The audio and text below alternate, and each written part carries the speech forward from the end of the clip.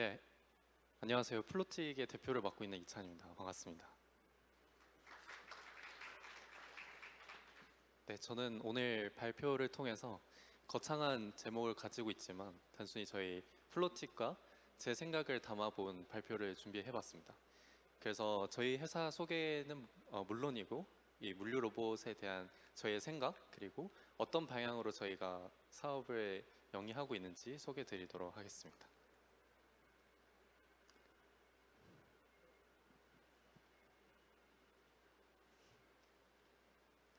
안 넘어가는.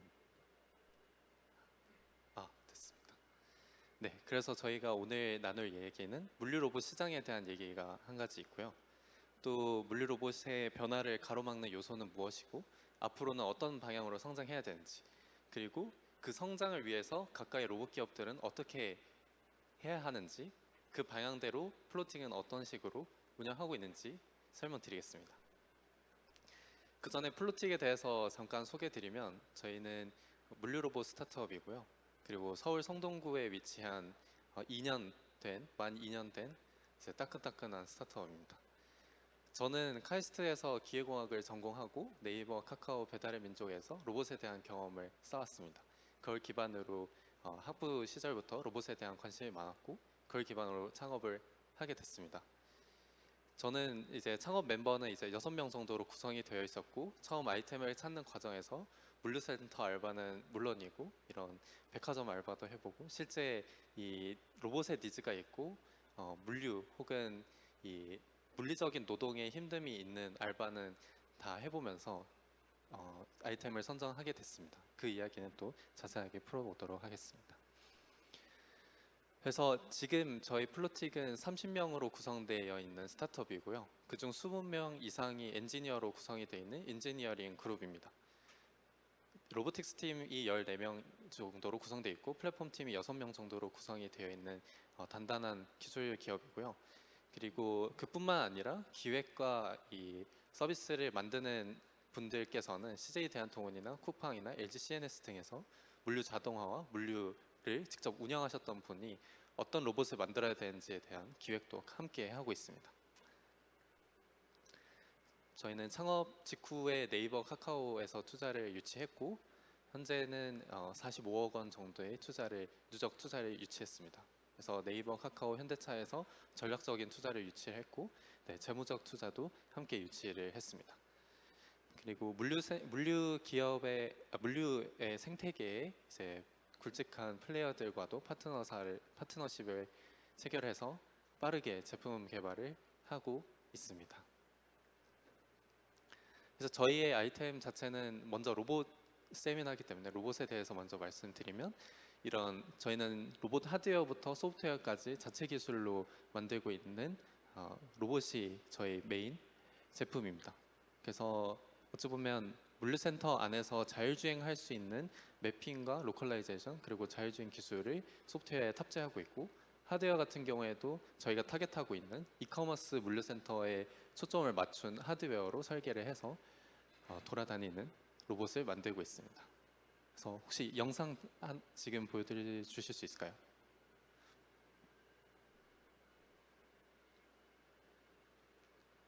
네, 아주 짧은 영상인데요. 저희 이 곳은 저희 사무실의 테스트 베드입니다. 그래서 흔히 보실 수 있는 물류센터의 모습을 목업을 따서 구현을 해놨습니다.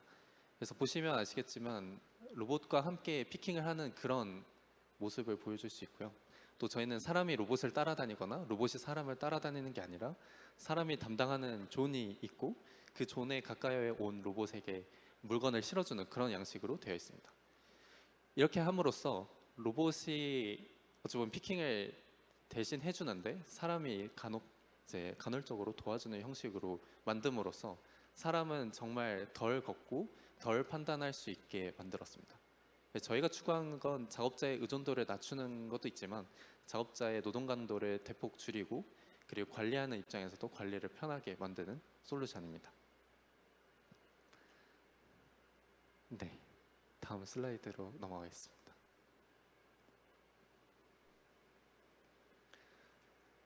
네, 그런 로봇을 만들고 있고요. 여기까지 이제 저희 플로틱에 대한 감사한 소개였고, 저희가 어찌 보면 등장하게 된 계기, 그리고 등장하기 전에 물류 로봇 시장에 대해서 어떻게 생각했는지에 대해서 말씀드리고자 합니다. 네, 다만 오늘 이야기에 세 가지 전제 사항이 있는데요. 첫 번째는 국내 시장에 대한 얘기입니다. 북미 시장은 또 다르고 유럽 시장 다르고 동남아 시장은 또 다르기 때문에 국내 시장에 대한 얘기를 드리고 싶고요. 두 번째로는 저희는 물류센터 내에 로봇 기술을 만들고 있습니다. 그러다 보니까 라스트 마일이라든지 미들 마일 이런 부분에 대해서는 또 다른 얘기일 수 있다라고 보고 있고요. 세 번째로는 이런 현장의 실무자가 보고 겪고 느꼈던 기술 것들을 저희 팀 내에서도 그렇고 저희가 인터뷰나 유저 인터뷰를 통해서 모아온 의견들이라고 생각해 주시면 좋을 것 같습니다. 그래서 근본적으로 저희가 창업을 하고 실제 시장에 뛰어드는 지금 이 시점에서 물류 로봇 시장이 성장 중인가에 대한 끊임없이 질문을 던지고 의문을 던지게 되었습니다. 사실 스타트업이라는 게 어찌 보면 빠르고 이제 폭발적인 성장을 누려야 하는 숙명이 있다 보니까 시장이 커져야 되는 그런 선결 조건이 있습니다. 그런데 여전히 온도차가 있다라는 것을 많이 느끼고 있습니다. 결국에는 변화하고자 하는 의지는 있으나 현실적인 생각과 계속해서 부딪히고 있고, 이것을 저희는 어찌 보면 중재자 혹은 변화를 어찌 보면 갈구하고 갈망하는 업체로서의 포지셔닝을 하다 보니까 어찌 보면 이런 생각과 변화에 대한 불일치를 계속해서 느끼고 있습니다. 근데 이게 생각이 불일치하다고 해서 저희가 절망하고 끝나는 것이 아니라 실제 이 시장이 더 성장해야 되고 성장해야만 하기 때문에 어떤 것들이 이 변화를 가로막고 있는가에 대해서 분석하게 됐습니다. 그게 이제 거창하진 않지만 세 가지로 꾸려봤는데요. 세 가지는 환상과 고객과 물류가 있습니다. 첫 번째는 환상에 대한 영역입니다. 사실 저희가 한마디로 표현하자면 로봇에게 기대하는 바와 기계한테 기대하는 바가 굉장히 다릅니다.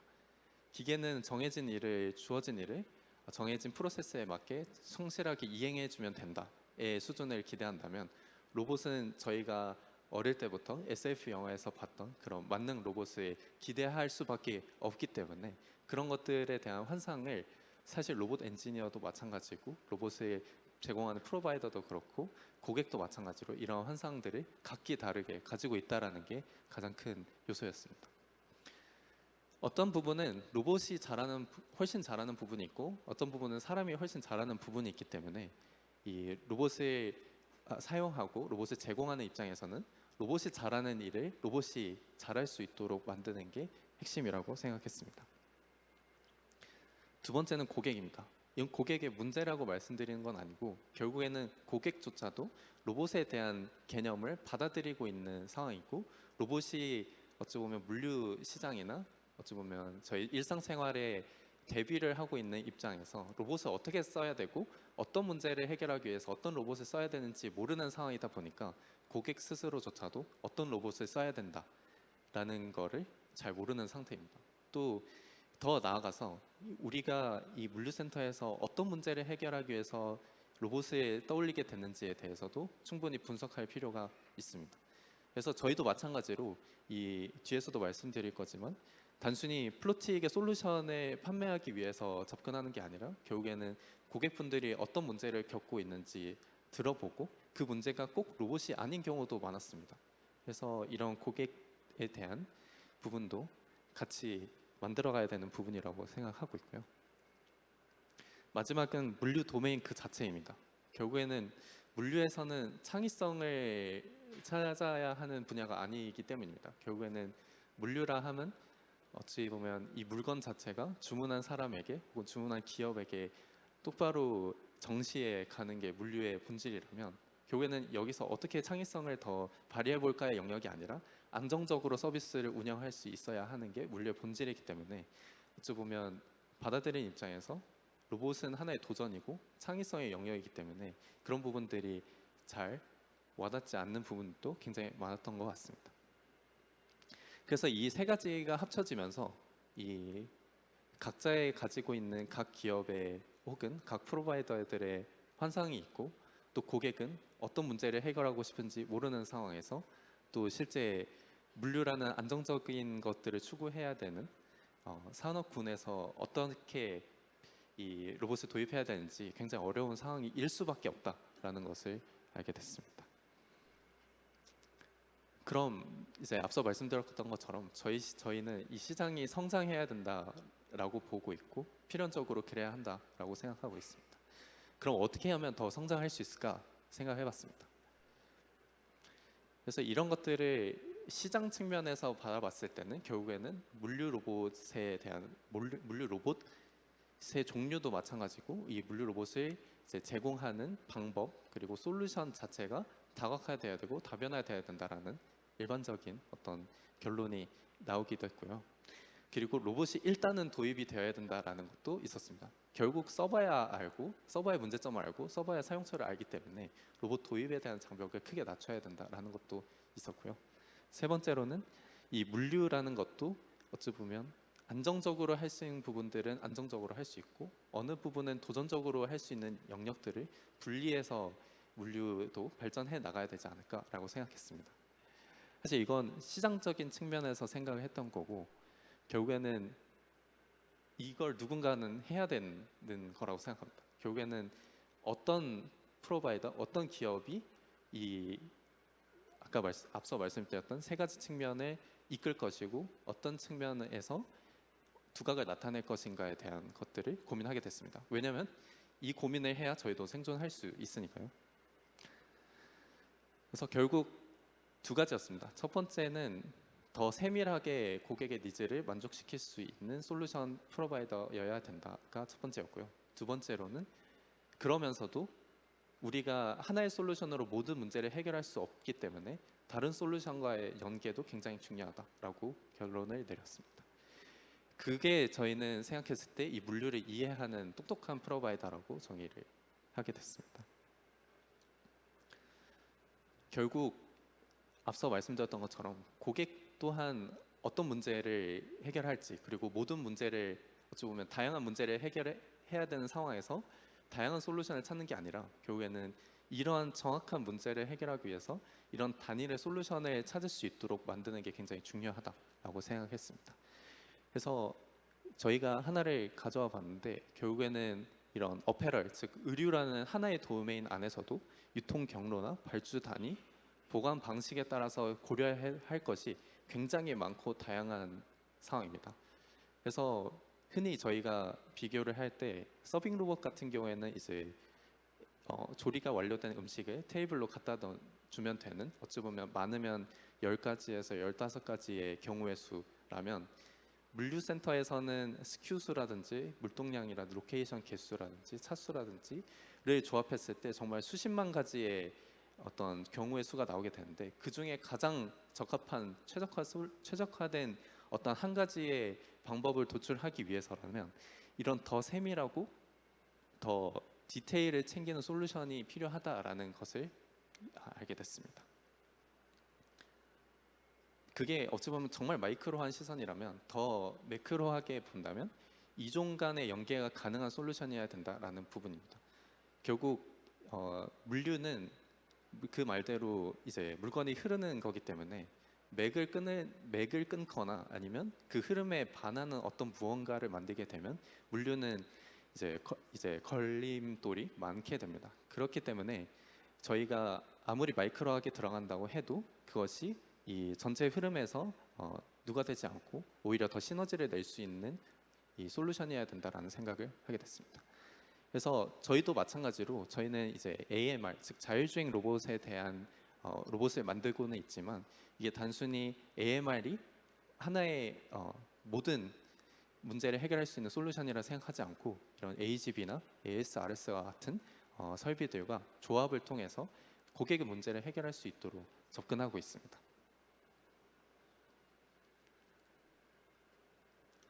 저희는 그래서 본질적으로는 이런 고민들을 하게 됩니다. 모든 문제를 해결할 수 있는 최고의 솔루션이 존재할까라는 생각, 그리고 그럼에도 불구하고 특정 문제에 집중한 솔루션이 이 시장을 선도할 수 있을까에 대한 고민을 하게 되는데요. 근본적으로는 이 물류센터에 이런 질문을 하게 됩니다. 결국 30억의 자동화 예산이 주어졌을 때 어떤 문제를 가장 해결해보고 싶은가 했을 때 해보면 사실 3번에 이제 대답이 가장 많긴 하지만 결국 1, 2, 3, 4번 다 다릅니다. 결국에는 이 30억이라는 숫자가 주어지지 않았다면 1, 2, 3, 4 모두 나왔을 텐데 30억이라는 예산이 주어졌기 때문에 우선순위가 정해지고 또 만약에 이 1, 2, 3, 4가 아니라 더 옵션이 있었다면 더 다른 옵션을 선택하실 수 있을 것 같습니다.